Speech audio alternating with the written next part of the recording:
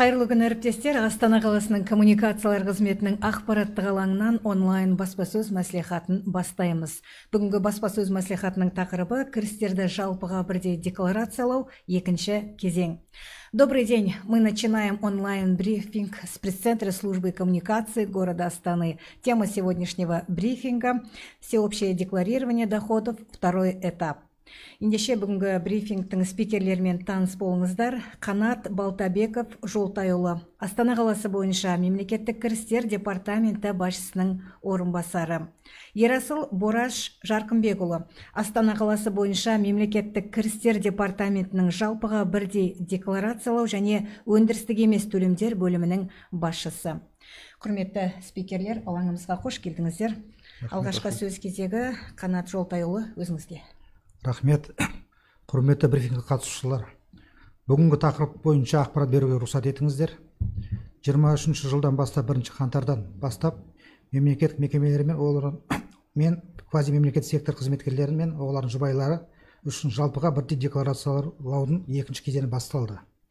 Қазіргі таңда елордада 120.681 тұлға туындайды.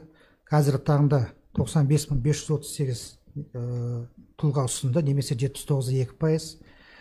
25.143 тұлға бүгінгі таңда әлі ұсынған жоқ, немесе 20,8%. Осыған байланысты бүгінгі брифингтің тақырыбы жалпыға бірдей декларацияның екінші кезеңі арналады.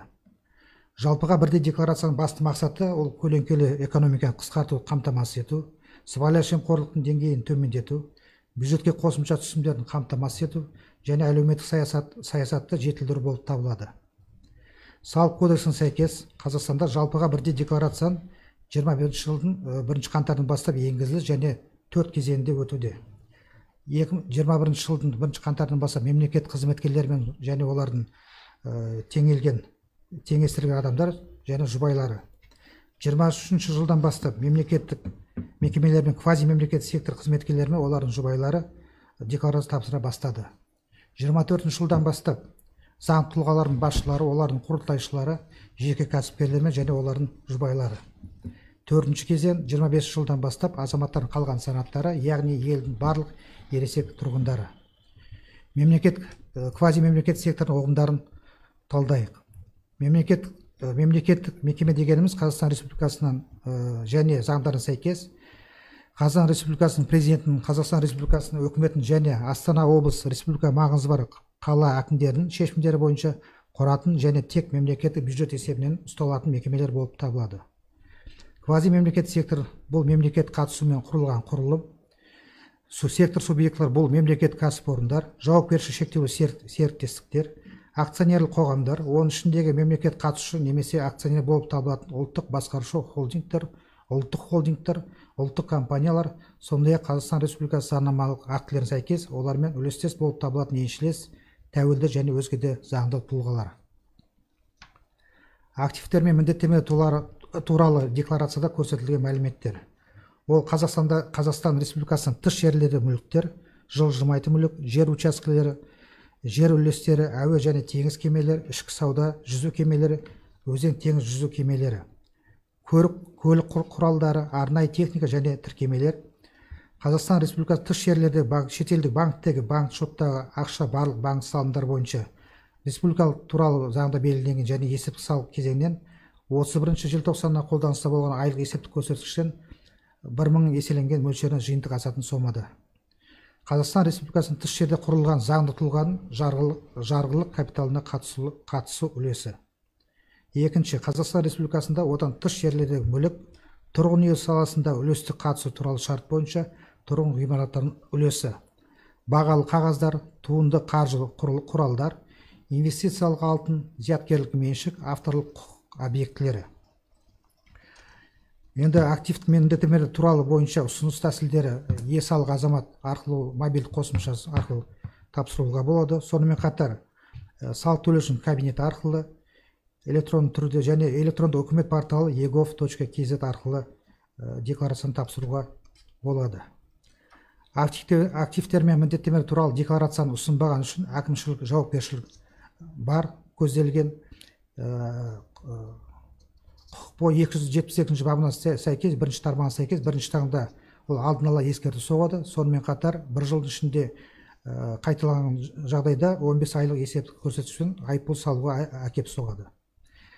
Декларация бойынша сұрақтар туындаған жағдайда жеке тұлғалар 14-14 нөмірінде бойынша байланыс орталығынан кеңес ала алады. Добрый день, уважаемые участники брифинга. Как вы знаете, с 1 января 2023 года стартовал второй этап всеобщего декларирования для работников государственных учреждений и квазигоссектора и их супругов.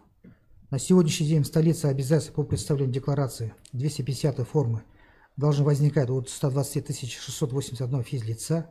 На сегодняшний день уже представили порядка 80% или 95 538 человек. Не представили 25 143 физических лиц. Главной целью всеобщего декларирования является это обеспечение сокращения теневой экономики, снижение уровня коррупции, обеспечение дополнительных поступлений в бюджет, а также совершенствование социальной политики. Согласно налогового кодекса, всеобщее декларирование введено 1 января 2021 года и проходит в 4 этапа. В первом этапе стартовал для госслужащих и приравненных к ним лиц. С текущего года начали подавать декларацию работники госучреждений и квазигоссектора, а также их супруги. С 2024 года должны подавать декларации это руководители, учредители юридических лиц, а также индивидуальные предприниматели и их супруги. С 2025 года оставшиеся категории граждан нашей страны. Насчет понятия госсектор и госучреждение, квазигоссектор. Государственным учреждением признается учреждение, создаваемое государством в соответствии с Конституцией и законами РК или по решениям президента РК, правительства и акимов столиц областей, города республиканского значения и содержащие только за счет госбюджета. Квазигоссектор – это структура, созданная с участием государства. Субъекты квазигоссектора – это госпредприятия, товарищества с ограниченной ответственностью, акционерные общества, нацкомпании, национальные холдинги, участники или акционером которых является государство, а также дочерние независимые иные юридические лица, являющими аффилированными с ними в соответствии с законодательными актами Республики Казахстан. Какие сведения необходимо отразить в декларациях об активах и обязательствах? Первое. Это имущество за пределами Республики Казахстан, это недвижимое имущество, земельные участки, земельные доли, воздушно-морские суда, суда внутреннего водного плавания и так далее. Второе. Транспортные средства, специальная техника и прицепы.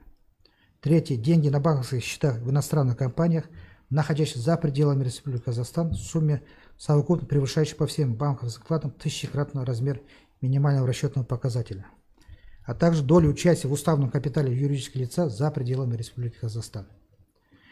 Второе. Имущество как Республики Казахстан, так и за ее пределами это должны отражать доля в жилом здании по договору о долевом участии в жилищном строительстве, ценные бумаги, производные инструменты, инвестиционное золото, объекты интеллектуальной собственности, авторское право. Также наличные деньги, которые указывают в сумме, не превышающей 10-тысячекратный размер минимального расчетного показателя, установлен на 31 декабря предшествующего года. Также необходимо отразить задолженность других лиц перед физлицом дебиторской и кредиторской задолженностью, удостоверенным, то есть нотариально заверенным у нотариуса. По желанию физлица может быть также указано другое имущество. В случае превышения цены свыше 1000-кратного минимального расчетного показателя необходимо заверение нотариально. Таким образом, декларация об активах и обязательствах представляется для фиксации накопленных активов и обязательств на дату вхождения в систему декларирования. При этом сведения о зарегистрированных уполномоченных органах Республики Казахстан имущества и транспортных средств отражать нет необходимости. Способы представления декларации об активах и обязательствах можно в электронном виде через кабинет налогоплательщика, через портал электронного правительства egov.kz, а также через мобильное приложение ЕС-Алга-Азамат. Срок сдачи декларации об активах до 15 сентября текущего года в электронном виде. На бумажном носителе уже срок сдачи декларации истекло 15 июля текущего года. Также предусмотрен Кодексом об административных правонарушениях административная ответственность. При первоначальном нарушении предусмотрено предупреждение, при повторном нарушении предусмотрена административная ответственность в размере 15 месячных расчетных показателей. По всем возникающим вопросам касательно сдачи декларации можно обратиться по телефону 1414, единый контакт-центр. Вкратце у меня все. Если будут вопросы, я готов ответить. Рахмет. Қанат Жолтайұлы, баяндамаңызға көптен көп рахмет айтамыз. Жалпыға бірдей декларациялау кезеңінде тапсырылатын салық есептілігінің қалай толтырылуы жайлы және қандай ақпараттар көрсетілетіндігі жайлы қысқаша өзіңіз Ерасыл Жарқынбекұлы айтып өтсеңіз. Қайырлы күн, брифингке қатысушылар. Жалпыға бірдей декларациялаудың екінші кезеңі бойынша 250-ші формадағы салықтық есептілік тапсырылады. Салықтық есептіліктің тапсыру кезеңі электронды түрде 15-ші қыркүйекке дейін және қағаз жүзінде 15-ші шілдеге дейін тапсырылады. Декларация негізінен 12 пункттен тұрады, міндетті көрсетілуге қойылған. Және де толтыру барысында ең бірінші жеке тұлғаның ИИН номерлері көрсетіледі, тұрғылықты мекен жайы бойынша қай ауданда тіркелген сол ауданның жеке коды көрсетіледі. Одан кейін жаңағы 12 пунктті толтыру жолдары жүргізіледі. Бұл жерде қысқаша тоқтала кететін болсақ, бірінші пунктте бұл жерде шетелдегі мүліктердің болуы жайлы ақпарат көрсетіледі. Бірінші пунктте, екінші пунктте шетелдегі тіркелген автокөліктердің болуы жайлы мәлімет көрсетіледі. Үшінші пункт бізде шетелдердегі банк счеттарының мәліметтері қарастырылған, яғни депозиттегі счеттары және де жекеде счеттарындағы қаржының болуы көрсетіледі. Төртінші пунктте бізде шетелдегі заңды тұлғалардың жарғылық капиталындағы болған үлестері көрсетіледі. Қысқаша, бесінші пунктте жаңағы құрылыс саласындағы жеке тұлғаның салған салымдары көрсетіледі. Шетелдегі және де Қазақстандағы. Алтыншы пунктте инвестициялық алтын, яғни банкте сіздерде сақталған алтындар болған жағдайда соның мөлшеріне байланысты толығымен алтыншы пунктте толтырылатын болады.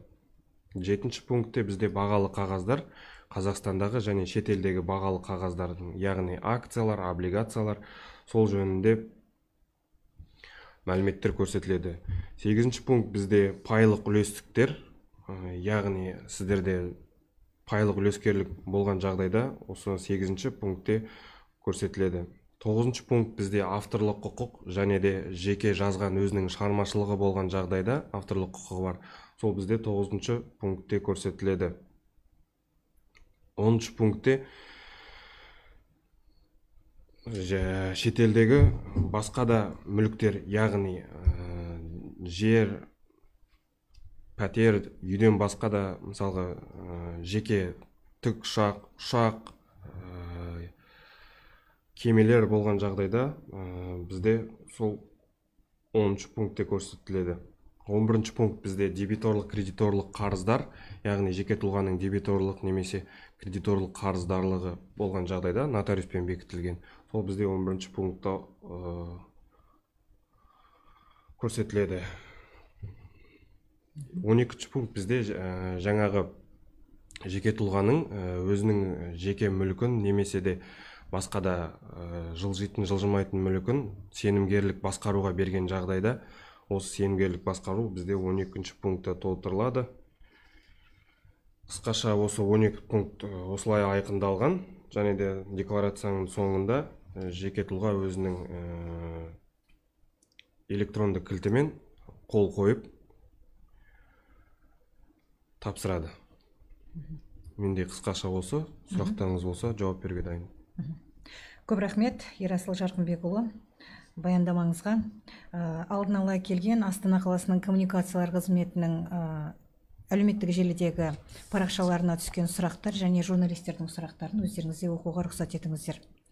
Бірінші сұрақ: лотерея ұтысымен немесе сыйлық ретінде мұраға алынған кірістерді декларациялау керек пе? Әрине, егер де лотереядан ұтыстар болса немесе жаңағы берілген сыйақылар болса, ол 31-ші желтоқсанда бар болған жағдайда ол көрсетілуге тиісті. Жақсы. Келесі сұрақ.